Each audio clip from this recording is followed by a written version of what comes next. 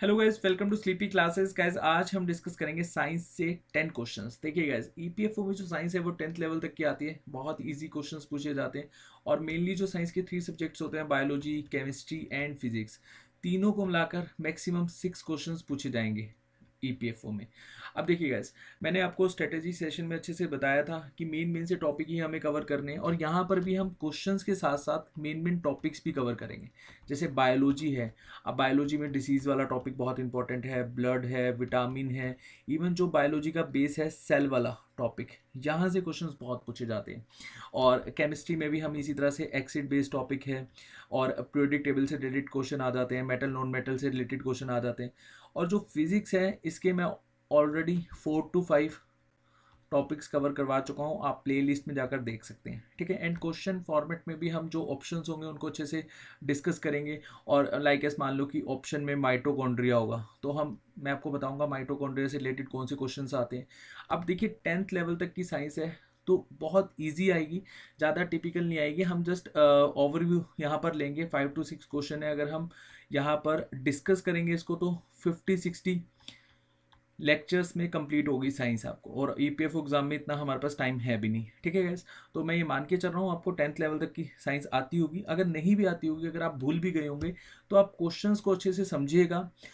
फिर भी अगर आपका कोई डाउट रह जाता है तो आप कमेंट सेक्शन में हमें अपना डाउट लिखिए, मैं आपको वहाँ पर भी उसका आंसर दूंगा। ठीक है गैस, तो क्वेश्चन फॉर्मेट में हम अच्छे से समझेंगे। तो चलिए गैस, सेशन को स्टार्ट करते हैं। और आज का जो हमारा पहला क्वेश्चन है वो है, which one of the following is called the digestive bag in the cell. अब देखिए, सेल सबसे बेसिक सा एक चैप्टर है बायोलॉजी का, और इसके बिना तो खैर बायोलॉजी स्टार्ट भी नहीं होती। अगर आपने सेल का स्ट्रक्चर देखा होगा तो ये जो चारों ऑप्शन है, Golgi body, mitochondria, ribosome, lysosome, तो डेफिनेटली आप इसका आंसर दे पाओगे। डाइजेस्टिव बैग किसको कहा जाता है? तो डाइजेस्टिव बैग कहा जाता है लाइसोसोम को। अब यहाँ पर डायग्राम देखिए। अब देखिए, बायोलॉजी में मेनली 2 ब्रांचेज होती हैं, एक है बॉटनी और एक है जूलॉजी। अब बॉटनी में क्या होता है, हम स्टडी ऑफ प्लांट्स, सारा सारा बॉटनी में दिया गया है। जूलॉजी में हम स्टडी ऑफ एनिमल्स, मतलब एनिमल का जो अध्ययन है वो जूलॉजी में करते हैं। अच्छा, आप में से बहुत सारे स्टूडेंट्स ऐसे होंगे जो हिंदी मीडियम से होंगे। ठीक है, अब हिंदी मीडियम के जो स्टूडेंट्स हैं उनको भी मैं एक एडवाइस दूंगा कि जो साइंस है वो आप इंग्लिश इंग्लिश में ही कवर कीजिए। सॉरी, क्योंकि बहुत ही अजीबो गरीबो से नाम आते हैं टिपिकल से नाम आते हैं, तो आप इंग्लिश में अच्छे से याद कर पाओगे। ठीक है, तो चलिए, बॉटनी में आपको बता रहा था स्टडी ऑफ प्लांट्स, अब ऐसे ही जूलॉजी जो है वो स्टडी ऑफ एनिमल्स।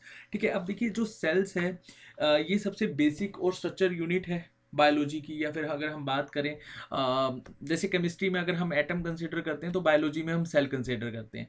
अब नॉन लिविंग थिंग जो होती हैं वो एटम से बनी होती हैं, है ना।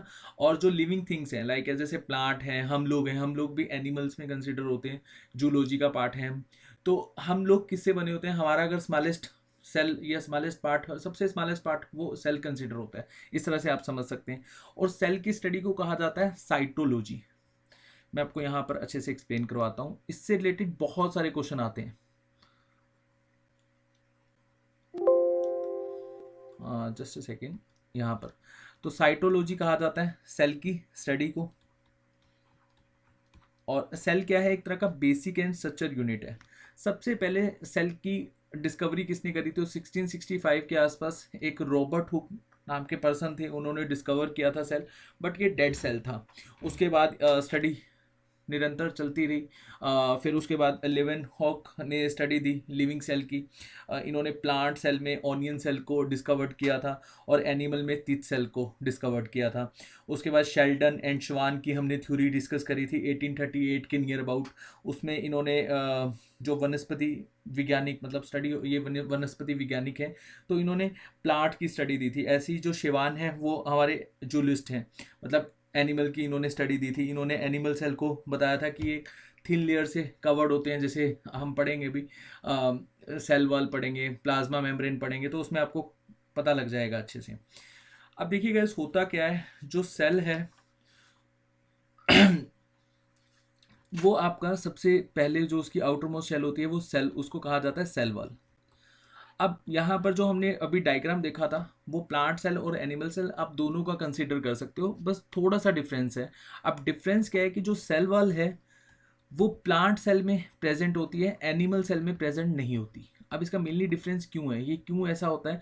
देखिए, जो हमारी स्किन बहुत सॉफ्ट होती है ना।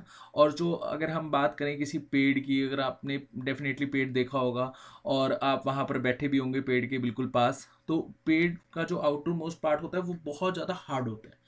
अब हार्ड होता है तभी वो बिल्कुल खड़ा रहता है, और जितनी आंधियाँ तूफान चलते हैं तब भी वो ऐसे का ऐसे ही खड़ा रहता है, ठीक है। और इसी किस वजह से खड़ा रहता है? सेल वॉल की वजह से, क्योंकि उसको जो आउटर मोस्ट पार्ट है उसको प्रोटेक्ट कौन करता है? Cell wall. अगर हमारा outermost part cell wall होता तो हम लोगों की जो बॉडी है वो बहुत ज़्यादा हार्ड हो जाती, ठीक है। अब हमारी बॉडी सॉफ्ट है तो हमारा जो आउटर मोस्ट पार्ट है उसको क्या कहा जाता है? Plasma membrane. अब आप इस तरह से समझ सकते हो कि जो एनिमल सेल होते हैं उनका आउटर मोस्ट जो पार्ट होता है, आउटर मोस्ट लेयर होती है, उसको प्लाज्मा मेम्ब्रेन कहा जाता है। और प्लांट की जो सेकंड लेयर है उसको प्लाज्मा मेम्ब्रेन कहा जाता है, और जो आउटर मोस्ट है उसको सेल वॉल कहा जाता है, ठीक है गाइस। अब देखिए, यहाँ पर क्वेश्चन पूछा जाता है कि जो प्लांट सेल है इसकी जो आउटर मोस्ट सेल है प्लाज्मा मेम्ब्रेन, ये किसकी बनी होती है? Cellulose and protein. अब बहुत सारे क्वेश्चंस पूछे जाते हैं।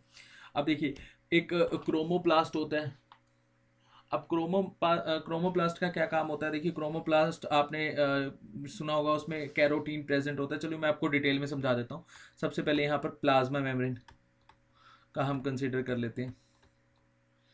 अब प्लाज्मा मेम्ब्रेन जो है वो प्रोटेक्ट करती है किसको? एनिमल सेल को। और ये किसकी बनी होती है? प्रोटीन की। अब स्पेसिफिक क्वेश्चन आ जाते हैं कि कौन से प्रोटीन की बनी होती है, तो आपको ये भी याद रखना है। फोस्फोलिपिड्स। फोस्फोलिपिड्स, और ये एक तरह का फैट होता है। देन ये क्वेश्चन पूछा जाता है कि प्लाज्मा मेम्ब्रेन किस में प्रेजेंट होता है, तो present in both animals and plant cell. उसके बाद माइटोकॉन्ड्रिया, ये भी हमने ऑप्शन में देखा था। अब जो माइटोकॉन्ड्रिया है, ये इसको डिस्कवर्ड किसने करा था? एटमन ने। और ये भी दोनों में पाया जाता है, प्लांट सेल में भी, एनिमल सेल में भी। जो स्पेसिफिक होगा मैं आपको बता दूंगा। एंड साथ साथ ये डबल लेयर स्ट्रक्चर होता है इसका। अब यहाँ डायग्राम में मैं आपको दिखाऊंगा, तो चलिए दिखाई देता हूँ, एक मिनट। ये देखिए, ये डबल लेयर स्ट्रक्चर होता है इसका, माइटोकॉन्ड्रिया का, ठीक है। और उसके बाद इसके हम एक्स्ट्रा पॉइंट्स डिस्कस कर लेते हैं।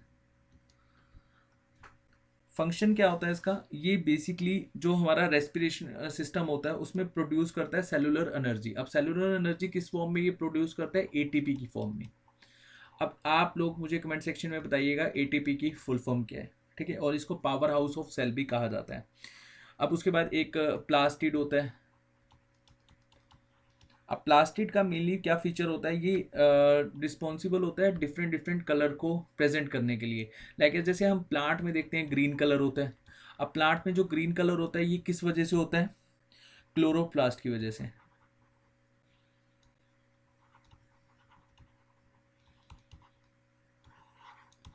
और प्लास्टिड का ही आगे पार्ट है क्लोरोप्लास्ट, और इसमें क्लोरोफिल प्रेजेंट होता है। डेट्स वाई हमें प्लांट्स का जो कलर है वो ग्रीन देखने को मिलता है।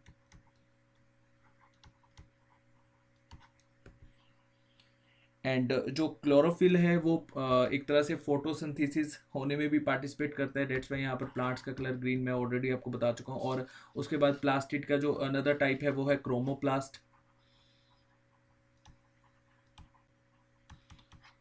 और जो क्रोमोप्लास्ट है उसमें कैरोटीन प्रेजेंट होता है। अच्छा, कैरोटीन की वजह से क्या होता है? जो जितने भी हम फ्रूट्स या फिर जो भी हम वेजिटेबल लेते हैं उसमें रेड कलर किसका होता है? कैरेट का। और ये किस वजह से होता है? कैरोटीन की वजह से। या फिर येलो कलर के कुछ यहाँ पर वेजिटेबल्स जो होते हैं वो भी मेनली किसकी वजह से होते हैं? क्रोमोप्लास्ट की वजह से। और एक ल्यूकोप्लास्ट होता है, ये प्लास्टिक का थर्ड टाइप है, ल्यूकोप्लास्ट। अब इसका कोई भी कलर नहीं होता है, ये कलरलेस होता है। अब ये कहाँ प्रेजेंट होता है? जो रूट्स होती हैं उसके मतलब रूट्स पर, इस तरह से आप कर सकते हो, रूट्स पर प्रेजेंट होता है। और इसका मेनली फंक्शन क्या होता है? Store nutrients.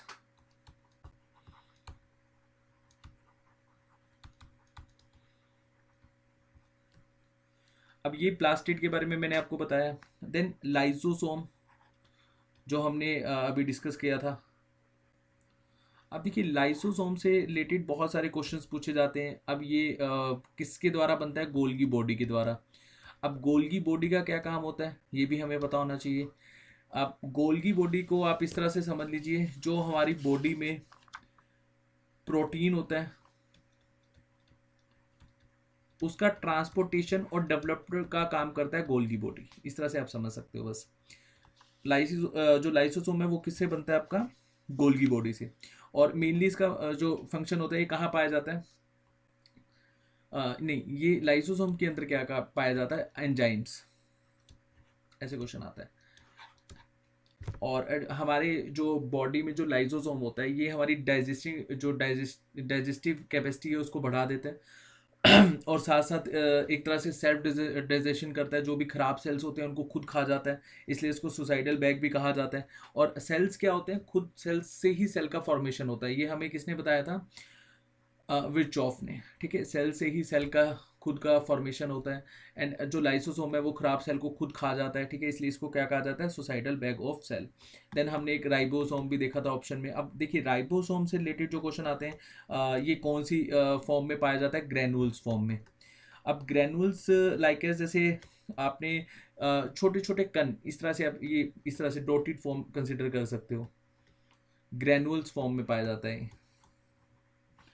और इसका मेनली फंक्शन क्या होता है? ये प्रोटीन सिंथेसिस में वर्क करता है। जो हमारी बॉडी में प्रोटीन होता है उसको सिंथेसाइज करने में ये वर्क करता है। और ये मेनली आरएनए से बनता है। मैं लिख देता हूँ, प्रोटीन को सिंथेसाइज करने में वर्क करता है, पार्टिसिपेट इन प्रोटीन सिंथेसिस। अब देखिए साथ साथ हमें थोड़ा थोड़ा आइडिया होना चाहिए हर चीज़ का। अब न्यूक्लियस मेनली फंक्शन होता है पूरे के पूरे सेल का। अब न्यूक्लियस का काम क्या होता है? देखिए सबसे पहले तो जो डीएनए आरएनए ये कहाँ पर प्रेजेंट होता है? न्यूक्लियस में। डायग्राम आपके पास है, आप देख सकते हो। जो भी मैं यहाँ पर पॉइंट्स लिखवा रहा हूँ इसी से रिलेटेड आपको क्वेश्चन देखने को मिलेंगे। बाकी हम सेल का जो टॉपिक है वो अच्छे से डिस्कस करेंगे। ठीक है, ये आपको एक्स्ट्रा क्वेश्चंस मैं करवा रहा हूँ। 10 क्वेश्चंस हम डिस्कस करेंगे और साथ साथ आपको लगेगा हमने 50 के आसपास क्वेश्चन डिस्कस कर लिए। ठीक है, तो न्यूक्लियस में प्रेजेंट होता है डीएनए आरएनए, और इसको डिस्कवर्ड किया था रॉबर्ट ब्राउन ने। अब न्यूक्लियस बता रहा हूँ मैं आपको यहाँ पर। रॉबर्ट ब्राउन ने इसको डिस्कवर्ड किया था। साथ साथ जो न्यूक्लियस है उसके ऊपर क्या पाई जाती है? Nucleus membrane. बहुत इजी है, इसको याद रखना। अब जो न्यूक्लियस मेम्ब्रेन है ये इसका क्या काम होता है? ये बेसिकली सेपरेट रखती है साइटोप्लाज्म को न्यूक्लियस से। तो साइटोप्लाज्म जो है उसको सेपरेट रखती है न्यूक्लियस से, मतलब एक तरह से प्रोटेक्ट करती है न्यूक्लियस को साइटोप्लाज्म से। वैसे साइटोप्लाज्म ऐसा कोई खतरा नहीं है, जस्ट आप इस तरह से समझ सकते हो कि प्रोटेक्ट करती है। ठीक है, उसको दूर करती है, सेपरेट करती है। उसके बाद इसको ब्रेन ऑफ सेल भी कहा जाता है।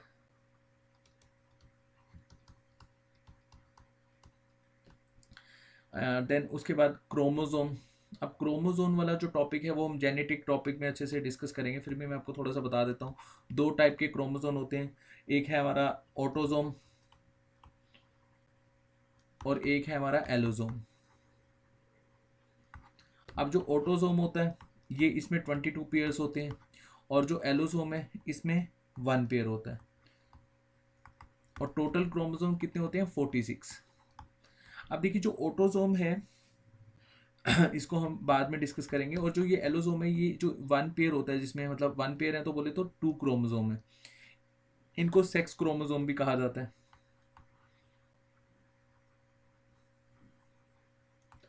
अब ये मैं आपको एग्जांपल के फॉर्मेट में समझा देता हूँ। जैसे एक्स एक्स क्रोमोजोम है और एक्स वाई क्रोमोजोम है। अब ड्यूरिंग जब ये देखो, मान लो कि ये जो एक्स क्रोमोजोम है ये फीमेल के होते हैं और एक्स वाई क्रोमोजोम ये मेल के होते हैं। ठीक है, जब एक्स और वाई मिलते हैं तो यहाँ पर बॉय होता है, और एक्स एक्स मिलते हैं, ऐसे लगा लो या ऐसे लगा लो एक ही बात है, तो यहाँ पर गर्ल होती है। ठीक है, तो किसके ऊपर डिपेंड करता है? मेल के ऊपर, क्योंकि एक्स वाई क्रोमोजोन किसके होते हैं? मेल के। फीमेल के तो एक्स एक्स ही क्रोमोजोन होते हैं, ठीक है, इस तरह से आप समझ सकते हो। उसके बाद सेंट्रोसोम है, इसका भी मेनली फंक्शन होता है सेल डिवीजन का।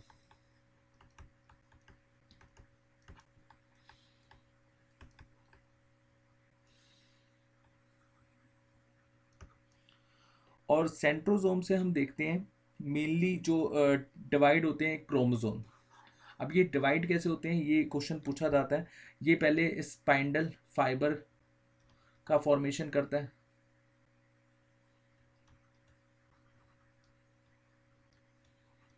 उसके बाद यहाँ पर डिवाइड करता है ये क्रोमोसोम को।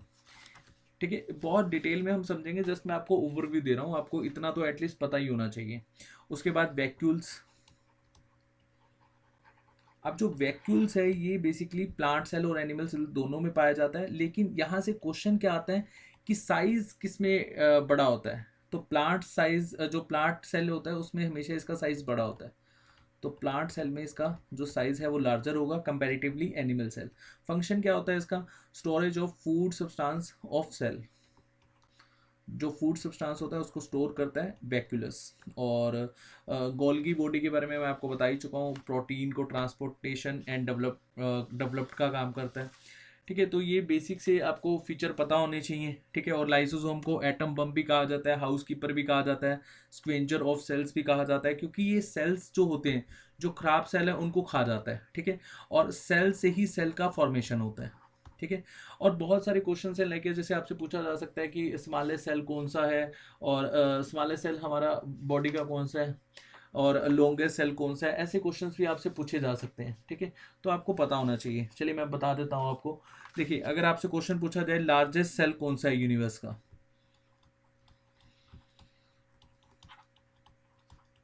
तो वो है ऑस्ट्रिच एग, या ऑस्ट्रिच सेल भी आप कह सकते हो। और सबसे स्मॉलेस्ट सेल कौन सा है यूनिवर्स का? बैक्टीरिया। अब बैक्टीरिया में भी स्पेसिफिकेशंस हैं, लाइक जैसे माइकोप्लाज्मा है, गैलेस्पेक्ट्रम है, लेकिन आप बैक्टीरिया याद रखेंगे तब भी काम चल जाएगा। उसके बाद largest and longest cell in human being, ये तो मैंने बात करी यूनिवर्स की। अब ह्यूमन बींग के पॉइंट ऑफ व्यू से अगर हम देखें तो सबसे लार्जेस्ट सेल है हमारा ब्रेन सेल। और ब्रेन सेल की जगह कई बार न्यूरॉन भी आ जाता है ऑप्शन में। ये सबसे लार्जेस्ट सेल है ह्यूमन बींग में। और ह्यूमन बींग का जो सबसे स्मॉलेस्ट सेल है वो कौन सा है? आरबीसी। आरबीसी बोले तो रेड ब्लड सेल, ये मैं आपको ब्लड वाले टॉपिक में बताऊंगा। आरबीसी क्या होता है, डब्ल्यूबीसी क्या होता है, प्लेटलेट्स क्या होता है, प्लाज्मा क्या होता है। देखो, जो प्लाज्मा है वो आपने सुना भी होगा ड्यूरिंग कोरोना वायरस की जब न्यूज़ हम सुनते थे, बहुत ज़्यादा पीक पर था कोरोना वायरस। हालांकि कोरोना वायरस के जो केसेस हैं वो आज भी हमें देखने को मिल रहे हैं, 5 स्टेट्स सफ़र कर रहे हैं, तो अपने आप का ध्यान रखिए। लेकिन हमने एक चीज़ देखी कि जो प्लाज्मा थेरेपी है उससे कोरोना वायरस ठीक होता है। ठीक है, उसके बाद स्मॉलेस्ट गैमेट सेल आ जाता है। समटाइम्स कंफ्यूजिंग क्वेश्चन आता है कि स्मॉलेस्ट गैमेट सेल कौन सा है। अब गैमेट सेल क्या होता है, इसको हिंदी में कहा जाता है आई थिंक प्रजनन कोशिका। तो gamete cell of human being, sperm male में होता है और ओवम फीमेल में होता है। तो ऐसे क्वेश्चंस आपसे पूछे जा सकते हैं। ठीक है, उसके बाद चलिए हम सेकंड क्वेश्चन डिस्कस करते हैं। हमने ज़्यादा ही डिस्कस किया फर्स्ट क्वेश्चन, बट ये इतना एटलीस्ट आपको पता होना चाहिए। सेल तो बहुत ही बेसिक सा चैप्टर है बायोलॉजी का। अगर आप कोई भी एग्जाम की तैयारी कर रहे हो, लाइक जैसे एसएससी, रेलवे, इवन आप स्टेट एग्जाम्स की भी तैयारी कर रहे हो, तभी इतना आइडिया तो होना चाहिए। नेक्स्ट क्वेश्चन है, which one of the following is most important for the growth of children up to the age of 14? 4 option है आपके पास, प्रोटीन, विटामिन, फैट, मिल्क। मैं ये मान के चल रहा हूँ अभी तक आपने ऑप्शन करेक्ट अपने मन में सोच लिया होगा। चलिए मैं ही बताता हूँ आपको। तो इसका एग्जैक्ट आंसर है प्रोटीन। प्रोटीन बहुत इंपॉर्टेंट होता है 14 की एज तक। इवन प्रोटीन की इंपॉर्टेंस तो खैर वोल लाइफ तक रहती है। अब प्रोटीन इंपॉर्टेंट क्यों होता है? क्योंकि जो चिल्ड्रन की ग्रोथ है वो प्रोटीन से ही होती है। एक तरह से बिल्डिंग ब्लॉक आपने मैं आपको एग्जाम्पल के फॉर्मेट में समझाता हूँ। मान लो कि आप एक घर बनाना चाह रहे हो। ठीक है, अब घर किससे बनेगा? जब आप ब्रिक्स को यहाँ पर जोड़ोगे। ठीक है, ब्रिक्स में यहाँ सीमेंट भरोगे, इस तरह से आप इसको जोड़ते रहोगे, फिर एक दिन ऐसा आएगा जब आपका बहुत खूबसूरत सा घर बन जाएगा। ठीक है, ऐसे ही जो मैन और फीमेल जो भी मान लो ह्यूमन बीइंग की ग्रोथ है या प्लांट्स की ग्रोथ है, अब देखो प्लांट्स को क्या चाहिए होता है, फोटोसिंथेसिस। ऐसे ही जो हमारी ह्यूमन बीइंग होते हैं इनको क्या चाहिए होता है ग्रोथ के लिए, प्रोटीन। ठीक है, और प्रोटीन से ग्रोथ होगा या तो साइज बढ़ेगा, ठीक है, मतलब या तो वेट बढ़ेगा या फिर हाइट बढ़ेगी। ठीक है, दोनों ही जरूरी है, वेट भी बढ़ना जरूरी है लेकिन ज़्यादा नहीं बढ़ना चाहिए।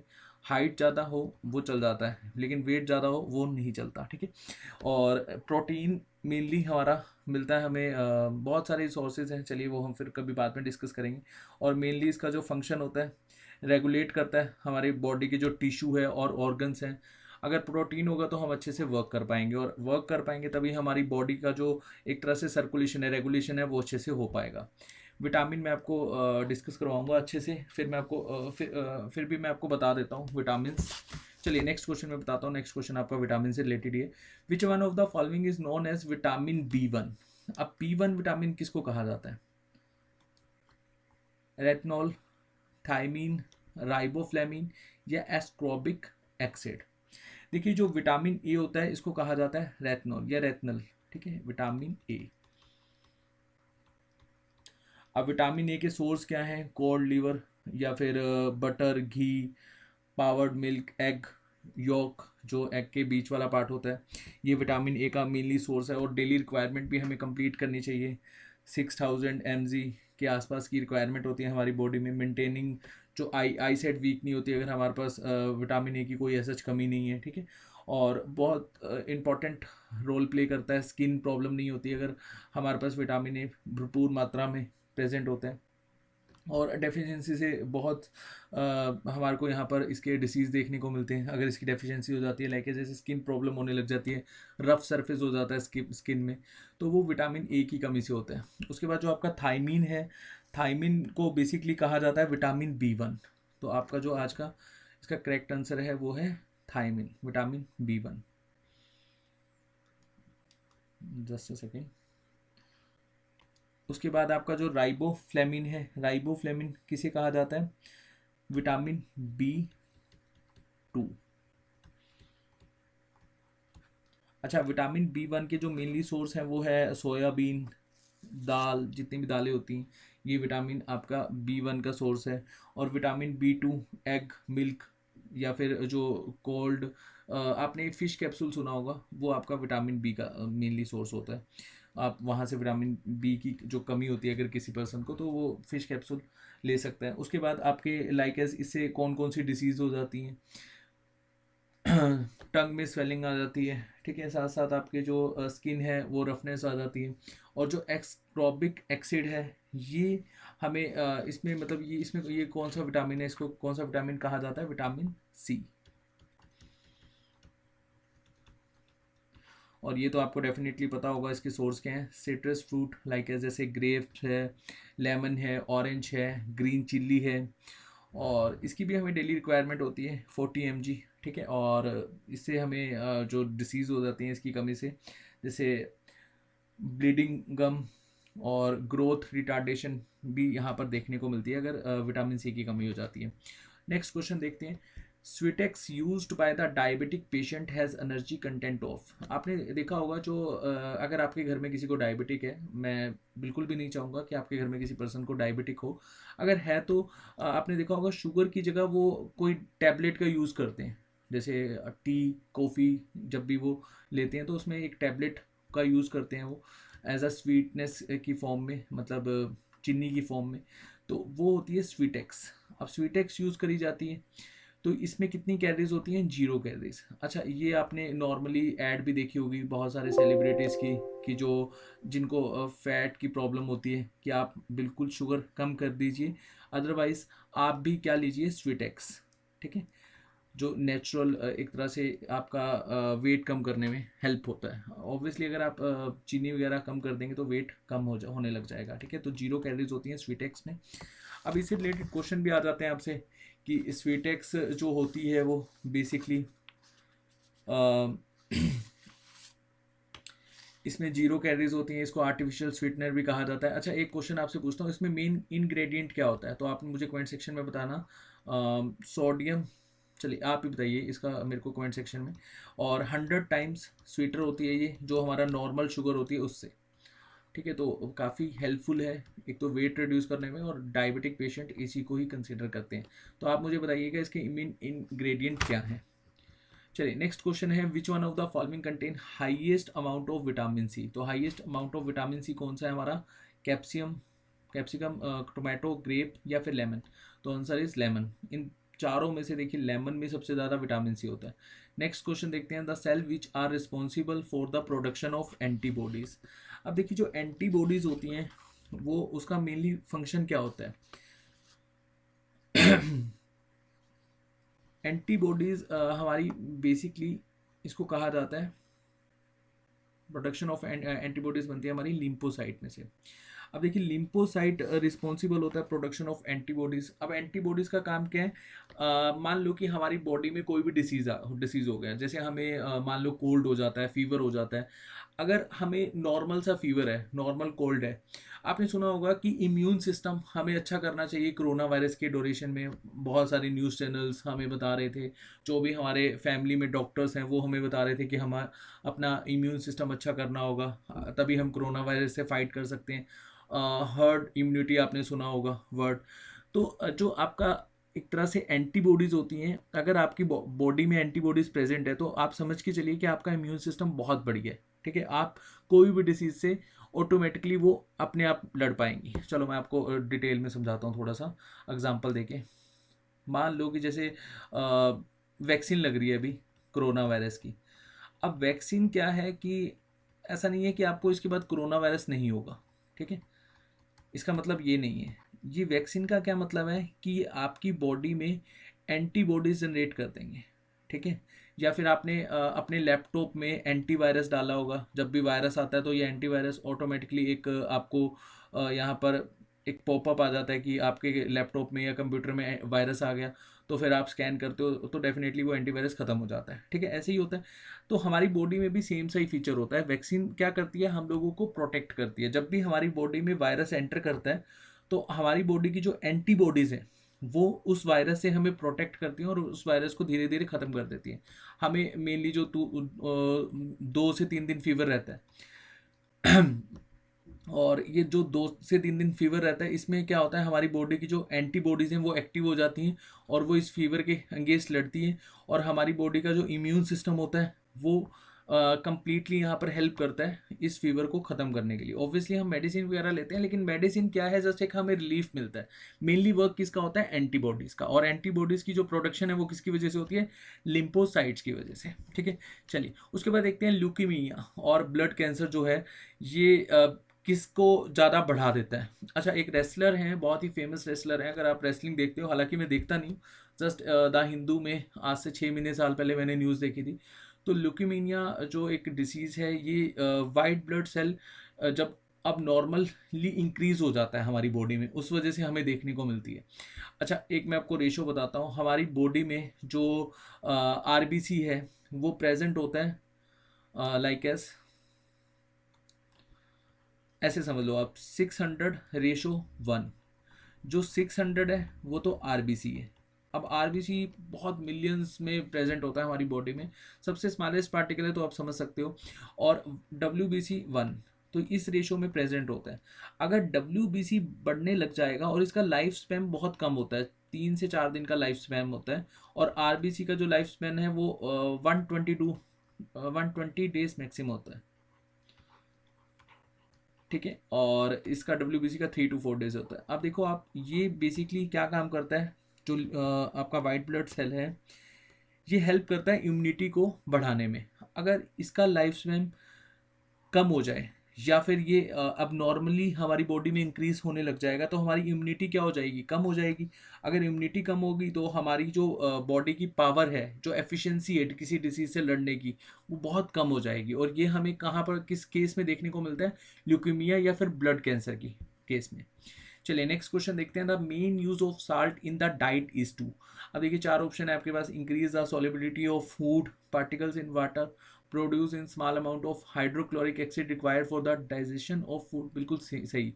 हम साल्ट का मेनली यूज़ क्यों करते हैं अपनी डाइट में, कि हमारा जो डाइजेस्टिव सिस्टम है वो बेसिकली अच्छा रहे। और इसको मैं आपको अच्छे से बताता हूँ। देखिए हमारी बॉडी में हाइड्रोक्लोरिक एसिड प्रेजेंट होता है, और हम कॉमन साल्ट क्यों यूज़ करते हैं? अब कॉमन साल्ट किससे बना होता है हमारा? Sodium, sodium and chloride, NaCl, sodium chloride.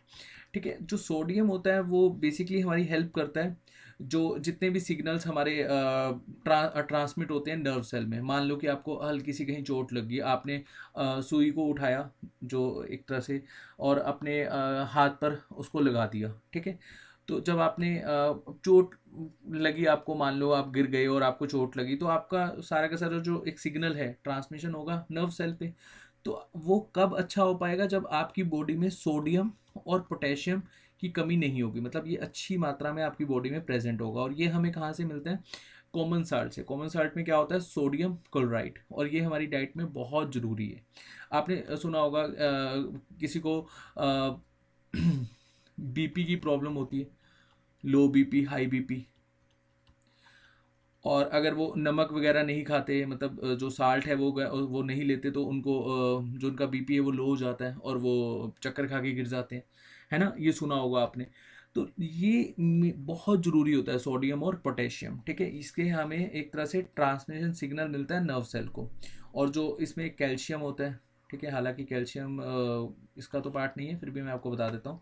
Calcium भी बहुत इंपॉर्टेंट रोल प्ले करता है, जो हमारी मसल कॉन्ट्रैक्शन है और एक तरह से जो हार्मोन्स हैं हमारी बॉडी के, उनको रिलीज करने में हेल्प करता है। ठीक है, तो HCl जो है वो डाइजेशन के लिए हेल्प होता है, और जो कॉमन साल्ट है वो हमारी बॉडी की नीड है। चलिए, उसके बाद नेक्स्ट क्वेश्चन है, which one of the following pair is not correct matched. 4 option है, चारों ऑप्शन में आपको एक थोड़ा सा डिफरेंट सा लग रहा होगा। विटामिन डी, अब मैंने आपको बताया था कि जो विटामिन बी है, विटामिन सी, इनके कुछ नेम्स हैं। ठीक है, जैसे विटामिन बी को कहा जाता है पैराडॉक्साइन, विटामिन सी को एस्कॉर्बिक एसिड, ये मैंने आपको बताया था। विटामिन ई अल्फा तो टोकोफिरोल, और विटामिन डी को क्या कहा जाता है? कैल्सीफिरोल।